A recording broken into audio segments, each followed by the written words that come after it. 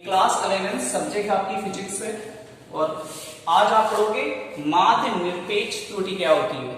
ठीक है, इससे पहले आपको पढ़ाया गया निरपेक्ष त्रुटि और निरपेक्ष त्रुटि में बताया गया कि किसी भी भौतिक राशि, कोई आपके पास भौतिक राशि है, उसके वास्तविक मान तथा प्रेक्षित मान के अंतर को निरपेक्ष त्रुटि कहते हैं। जैसे वहां लिखते थे डेल्टा मान डेल्टा A1 बराबर लिखते थे AM माइनस A1 लिखते थे। ये जो था ये वास्तविक मान था और ये जो मान था ये प्रेक्षित मान, जो हम निकाल के लाए थे मान, ठीक है, वो मान था। इन दोनों मानों का जो अंतर होगा ये कहलाएगा निरपेक्ष त्रुटि। क्या कहलाएगा?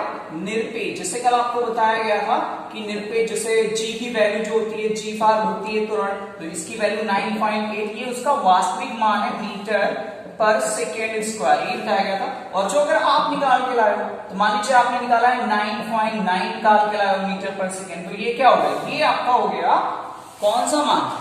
ये वास्तविक मान नहीं है, ये वास्तविक मान है, ये आपका प्रेक्षित मान है। तो इन दोनों का जब अंतर निकालोगे तो जो भी अंतर आएगा 0.1 करके वो होगा निरपेक्ष त्रुटि, है ना। तो अब सेकेंड कहानी ये है कि माध्य निरपेक्ष त्रुटि क्या होगी। माध्य निरपेक्ष त्रुटि उस त्रुटि को कहते हैं जिसमें किसी भी भौतिक, ठीक है, किसी भी भौतिक राशि के मापन में विभिन्न प्रेक्षणों की निरपेक्ष त्रुटियों के परिणामों का समांतर माध्य भौतिक राशि के मापन की माध्य निरपेक्ष त्रुटि कहलाता है। जैसे वहां पे अभी आप निकाल लेते थे माड डेल्टा A1, ठीक है, प्लस माड डेल्टा A2 प्लस माड delta A3 plus dash dash dash, है ना, प्लस माड डेल्टा AM लिखेंगे यहाँ पे, ठीक है। तो ये क्या होगा? इन सभी को हम जोड़ रहे हैं और समांतर माध्य निकालेंगे तो समांतर माध्य का मतलब जितनी भी संख्या होगी, ठीक है, इन जितनी भी संख्या टोटल होगी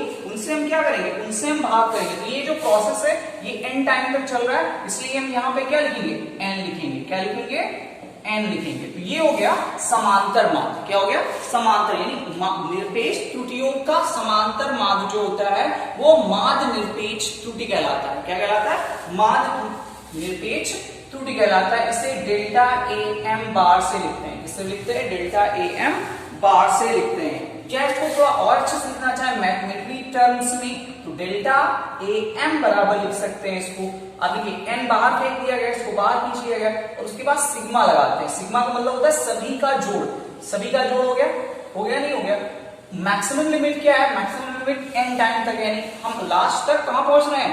n तक पहुंच रहे हैं, यानी जो ये मैक्सिमम लिमिट होगी वो n होगी। और कहां से स्टार्ट कर रहे हैं? तो स्टार्ट i बराबर 1, एक से start 1 2 3 dash dash dash n। तो हमने n से, n हमारी आखिरी लिमिट है और 1 क्या है? प्रारंभिक या लोअर लिमिट है। समझ में बात आई? उसके बाद क्या लिखेंगे? उसके बाद लिखेंगे फिर माड है तो माड लिखेंगे, डेल्टा लगा हुआ है डेल्टा लिखेंगे और आई लिखेंगे। आई का मतलब क्या हुआ? आई का मतलब 1 से स्टार्ट करेंगे और n तक पहुंचेंगे। तो ये जो लिखा गया ये है मैथमेटिकली तरीके से, इसको फार्मूले के तहत लिखा गया। समझ में कुछ बात आई नहीं आई? आई। चलिए थर्ड एडी पढ़ाते हैं। थर्ड एडी पढ़ते हैं। थर्ड एडी है आपेक्षिक एवं प्रस्तुत त्रुटि। थर्ड है आपेक्षिक, चलिए पढ़ते हैं। थर्ड आपेक्षिक एवं प्रतिशत त्रुटि। आपेक्षिक एवं प्रतिशत त्रुटि ये क्या होती है? यानी किसी भौतिक राशि के मापन में माध्य निरपेक्ष त्रुटि तथा भौतिक राशि के वास्तविक मान का अनुपात आपेक्षिक त्रुटि कहलाता है। यानी किसी भी कोई भी आपके पास भौतिक राशि है, ठीक है, कोई भी आपके पास भौतिक राशि है, उसकी माध्य निरपेक्ष त्रुटि, अभी जो निकाल के ला रहे थे माध्य निरपेक्ष त्रुटि क्या होती है, अभी निकाल के लाए डेल्टा AM बार, ये क्या है? माध्य निरपेक्ष त्रुटि है, ठीक है, तथा उसके वास्तविक मान, जो भी उसका वास्तविक मान है उसका जो अनुपात होगा वो आपेक्षिक त्रुटि कहलाता है। क्या कहलाता है? आपेक्षिक त्रुटि। इसलिए फार्मूला लिखते हैं आपेक्षिक त्रुटि। आपेक्षिक त्रुटि बराबर जो होता है वो है माध्य निरपेक्ष त्रुटि और बटे माध्य मान या वास्तविक मध्यमान या वास्तविक मान। इसलिए यहाँ पे इसको लिखते हैं डेल्टा ए, जो आपेक्षिक त्रुटि है उसको डेल्टा ए से केवल लिखते हैं, जैसे माध्य निरपेक्ष त्रुटि बार लगा रहे थे तो यहाँ डेल्टा ए लिखते हैं और मान नहीं लगा रहे हैं, ठीक है। और ये हो गया डेल्टा ए एम, अभी लगाया था माध्य निरपेक्ष त्रुटि डेल्टा एम से लिखते हैं, और मध्यमान जो होता है वो ए एम से लिखते हैं। ये फार्मूला बन के आता है आपेक्षिक त्रुटि का। किसका? आपेक्षिक त्रुटि का। समझ में बात आई कुछ? उसके बाद प्रतिशत त्रुटि क्या होती है? यदि आपेक्षिक त्रुटि को प्रतिशत में व्यक्त करें, यदि आपेक्षिक त्रुटि को किसमें व्यक्त करें? प्रतिशत में व्यक्त करें, तो उस राशि के मापन में जो भी प्रतिशत त्रुटि होगी उसे हम प्रतिशत त्रुटि कहेंगे। यानी अगर हम इसको किसमें व्यक्त करें, मान लीजिए डेल्टा ए लिखा हुआ है, delta A is equal to delta M upon M, तो इसको मल्टीप्लाई कर दें किससे? 100 से, तो ये क्या हो गया? ये हो गया प्रतिशत त्रुटि। समझ में आता है? यानी आपेक्षिक त्रुटि को अगर हम 100 से मल्टीप्लाई करते हैं तो जो भी त्रुटि आती है वो प्रतिशत त्रुटि कहलाती है। क्लियर हुई बात? उसके बाद चलिए, तो ये आपेक्षिक त्रुटि हो गई और प्रतिशत त्रुटि हो गई।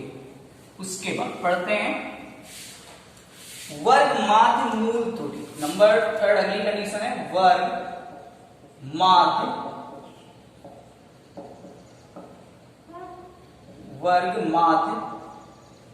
मूल त्रुटि।